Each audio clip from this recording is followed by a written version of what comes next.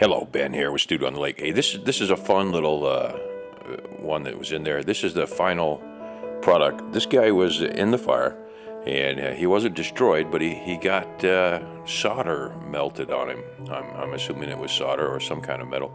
I did have solder in there, and here's what he looked like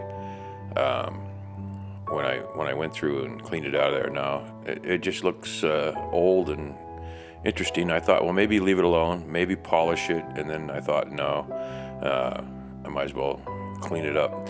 So it looks like he was crying solder, and this stuff is pretty deep in there, and I may or may not have ruined a couple burrs when I took it off.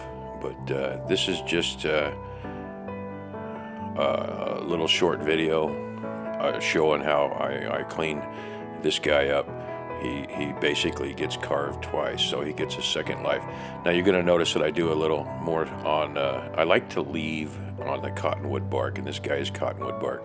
I like to leave as some of the natural bark in there, and on this I could not because it had little pieces of solder on there, and when I thought I had the solder gone, another piece would appear. So I'm using a Kutzall gold in there. I'm not really intending to cut more on this, although it did take a little bit down. The design of the character is in there, and I did the whole monster. So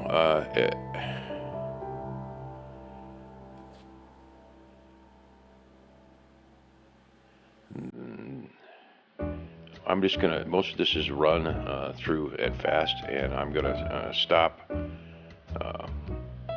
jabbering and just let this go, and then I will come back in at the end. Well, actually I don't even think I want to talk at the end. Check out some of the other folks on there. I've got a couple more videos coming out.